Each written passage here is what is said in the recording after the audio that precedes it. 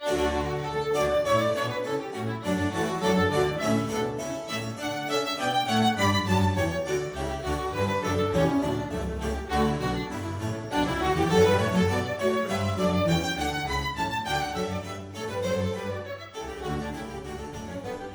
everybody to another episode of Mysteries in the Dark.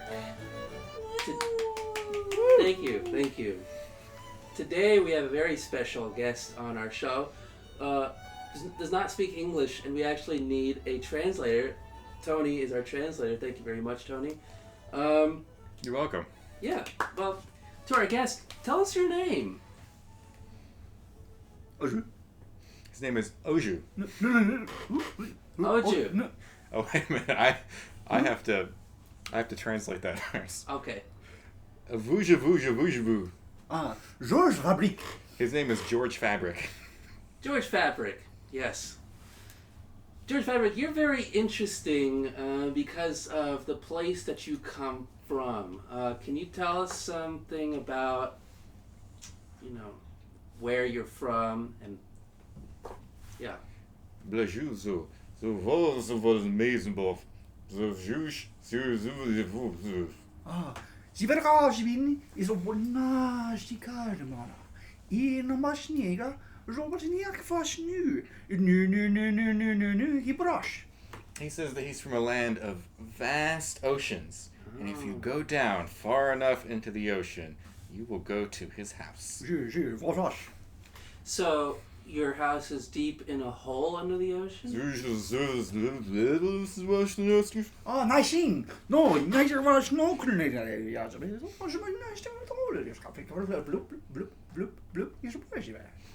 He says, no, it's not a hole. It's a 3-bedroom, 2-bath with lots of nice decorations.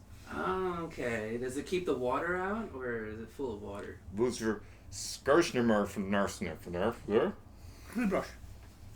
He says, yes, it keeps the water out. He stays dry all the time. He actually doesn't like to be wet. Oh. It's the worst thing in the world for him. He just can't stand it. So he has to keep all the water out. Oh my goodness. Well, what about animals that are wet? That is to say, undersea creatures.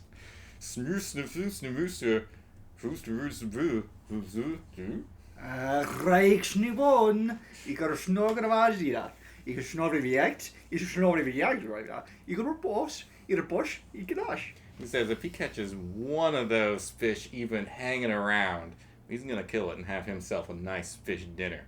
That's what he thinks about fish. Sounds delicious. Tell us a recipe for one of the meals of fish that you make. A snoosh, snoosh. Oh, is snoes. Ik er ook surprise. Is snoes was. Ik reis de wijn. Zoals je weet, maar ik zeggen. Ik surprise. In er mijn nieuws. Ik reis naar deze Ros. Je reis wat. Ros, je drinkt feestje. Is er He says, first of all, it's called shnoosh. And it's preserved for the most misbehaving of fish. And you just tenderize it and just pound the crap out of it until it learns this lesson. And then you season lightly with salt and paprika. And then you eat it in a way with great justice and vengeance upon fish kind, which are detestable. Rosh. Yes. That sounds really delicious, Mr. Fabric. Maybe one day you can bring some of that up to surface and we can try it out. Let's pivot the discussion entirely. What do you think of rainbows? He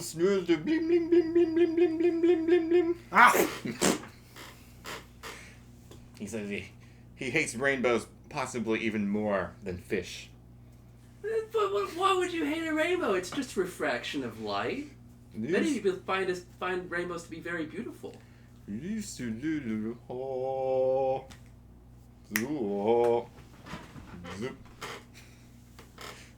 Na Rosh.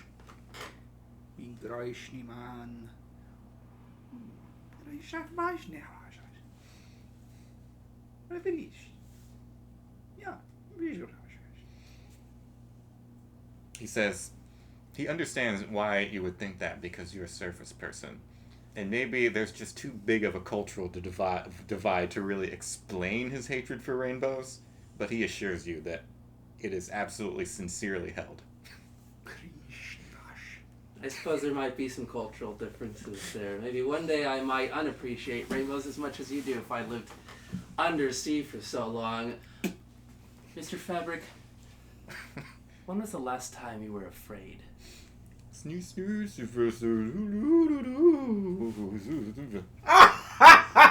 Grivashnia! He says he's only afraid of Grivashnia, which is the gigantic undersea kraken creature who is currently swirling around his ocean place and looking at him menacingly every single day. Can you tell us more about your history with Grivashnia? Grivashnia, Kraken, Zeus, Grivashnia. Emoshnia. Emoshnia. Grivashnia shoot. La grigiac. Inush? La grigi forsicash. I forsicash. I non crashiash. I frosh. My shigamonon. I non shigash. He says that his people are in an internal struggle with squid kind on a daily basis, and they hate each other. And one day, he is assured that he will destroy this squid in a ritual cleansing of the ocean around him by diving into the water with only a knife and completely naked, and then they will have battle. Vrivosh. Now, I will say, that's very interesting. I will say diving into the water, you would have to touch water and be in water. Does that disturb you?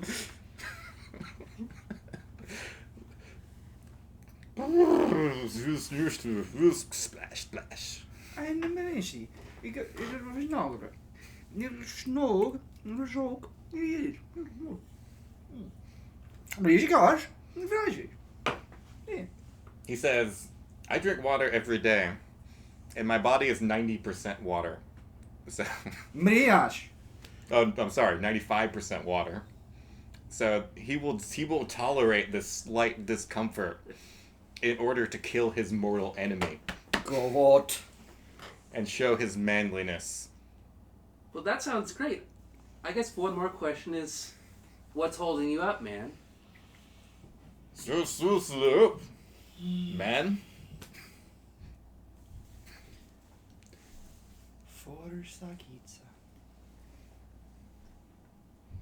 Forsakitsa.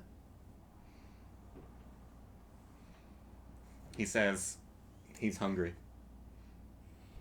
And he'll do it after dinner. After he punishes some wicked fish that were swimming around. Well, maybe you'll invite us all to dinner, and then we can watch you defeat Gravishnika. Gravishnika! So snooze, snooze. Bushtik. He says, I'm on my way right now to do the deed. Maria's. This interview is over. Well, thank you very much, Mr. Fabric. We wish you the best on your way, and thank you, Tony, for translating. That was very, very interesting, very enlightening to us surface dwellers. Tune in next week into the show Mysteries in the Dark, where we will talk to yet another interesting guest. A map of two paths that converge at a fulcrum point.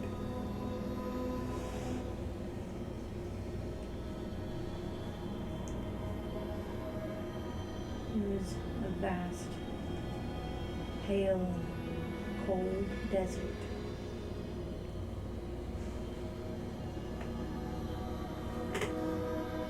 I have been flying over this empty desert for longer than I can remember. Finally, I see emerge from the sands a great, ghastly face. bird face.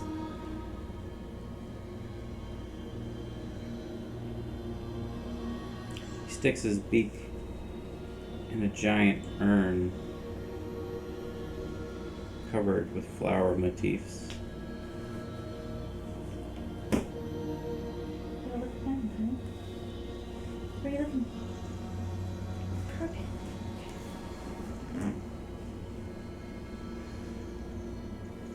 I see a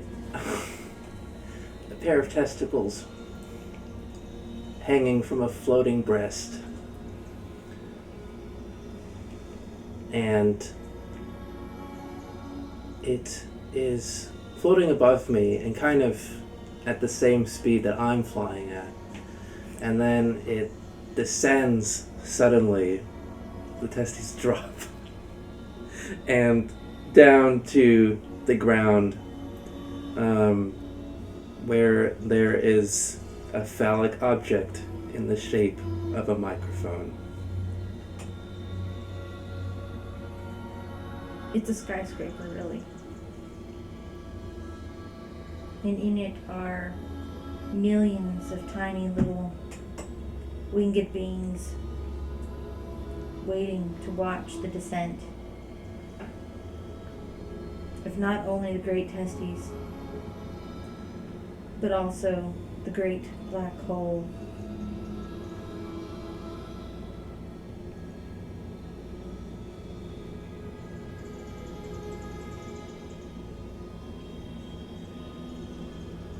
Birds of Maine have assembled.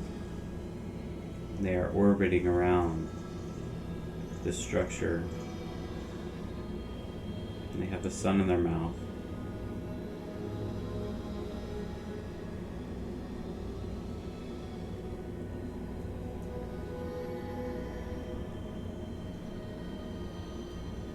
They're forming a new model of the universe.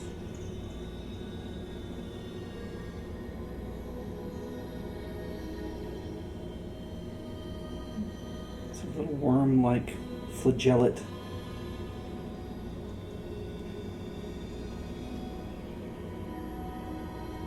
Creatures whip around and encircle the building.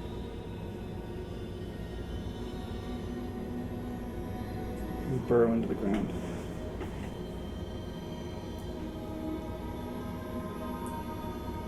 They have all been brought here on a massive vehicle, so large it's almost a building, and it's suspended by hundreds of metallic legs that move it across the desert floor like a millipede. And a long tunnel emerges from the top of the vehicle, and all of the little winged creatures get off and climb to the observation tower.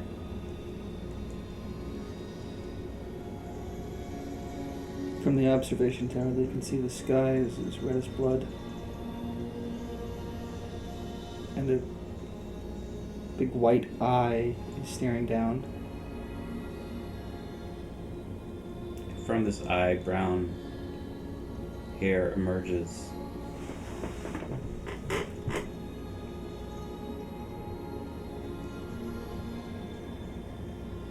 It is coarse, becoming long, tickling your face. It dances the dance of the chimpanzees. The hair becomes the stones.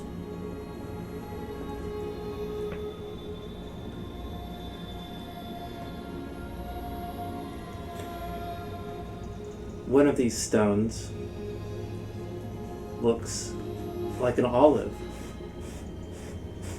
And I realize that it is an olive and that all these stones have turned into olives.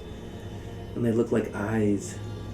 And I scoop them up and put them into a nest. And then I sit on them and stay there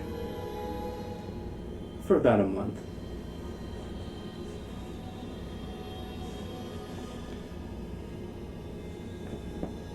17 ornately costumed dancers gather around and stare at you open-mouthed, watching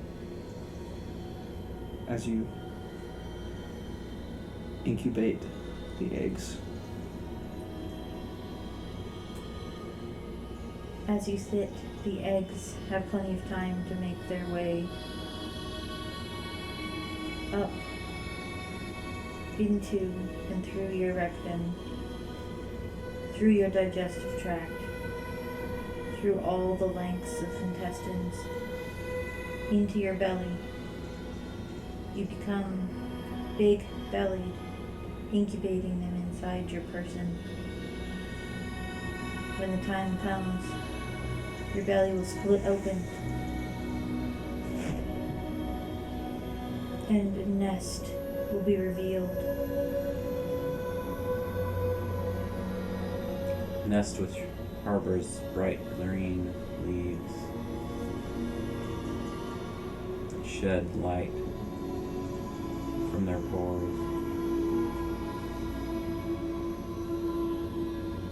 The sensations from all of this greatly overwhelmed me.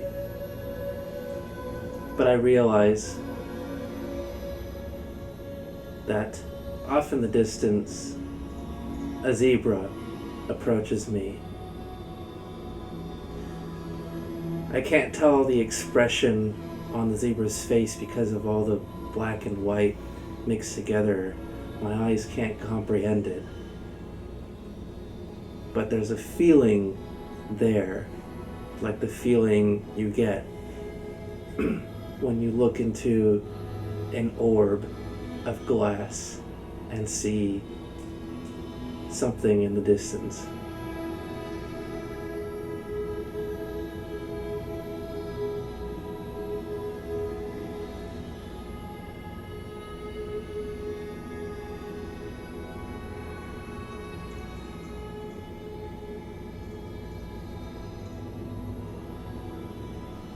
That something in the distance is a thickening cloud of shadow.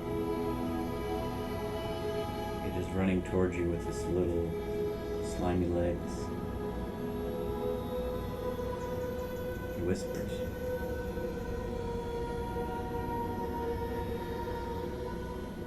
Don't trust the acorn pony.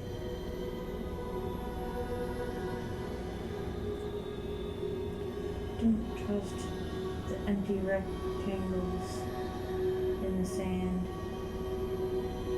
They only seem to lead to new and different worlds. They are, in fact, only reflections of your wishes. If you dive into them, you'll be consumed. I look down and indeed, several rectangles on the ground resembling doors. I open one and I see my heart's true desire. I'm drawn in. I want to jump, but I remember what the voice said to me. And I remember the olive eggs that I incubate. And I cannot give all of that up. And so with great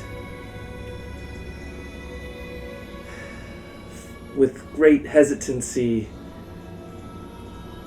but courage, I close the door. And the rectangles scatter away. They're not all gone. There's still a couple. They're clucking like little hens. So I paint the red barn yellow, And I dive in. my most transgressive act. With a shit-eating grin on your face. I watch in awe.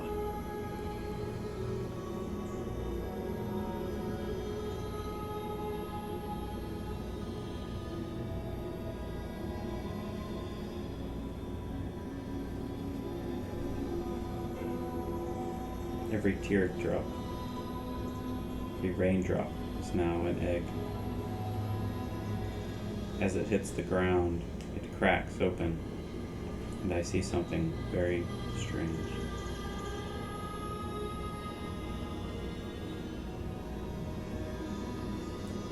See the eyes of an animal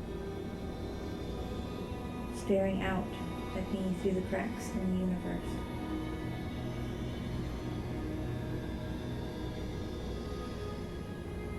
It has big ears.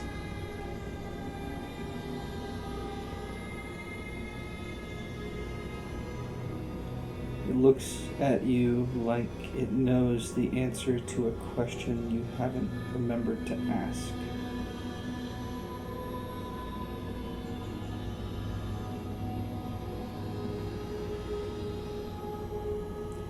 It draws a spiral on your forehead, and then it stuffs a cinnamon bun inside your mouth.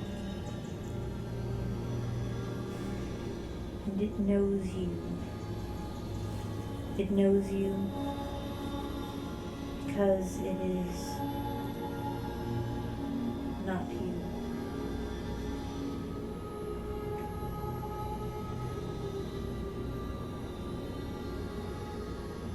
I chew slowly, mulling over these thoughts.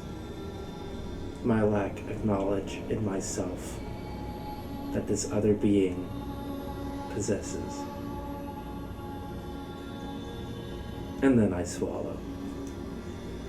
The painted marmots dance a circle around you, screaming gleefully.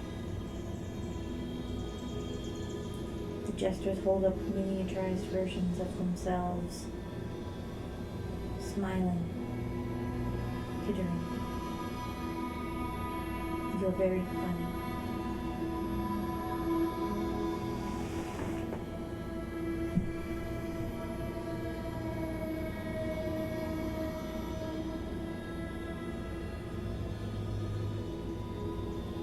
A schoolgirl in a dress approaches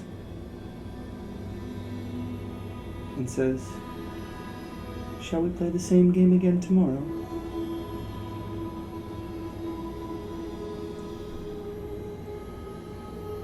I say, of course. And then every line of her body, every curl, the curve of her nose, everything straightens out into lines, straight lines that all suddenly recede away from me, like perspective. And I become the mind of a raven.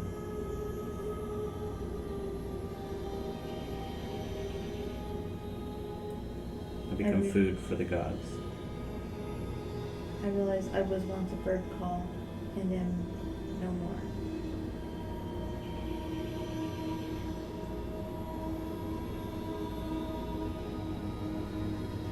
I was never anything.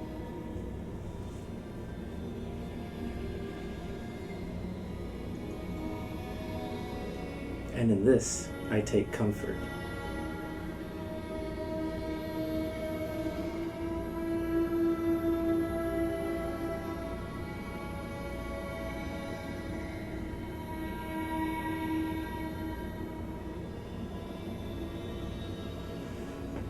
Never miss a chance to visit the bird kingdom. Dense black forest. I am drawn into this forest. I become all home.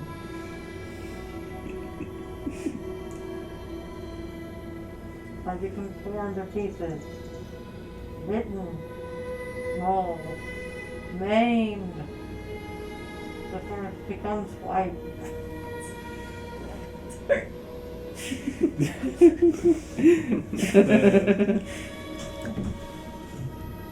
Tori? Oh. You been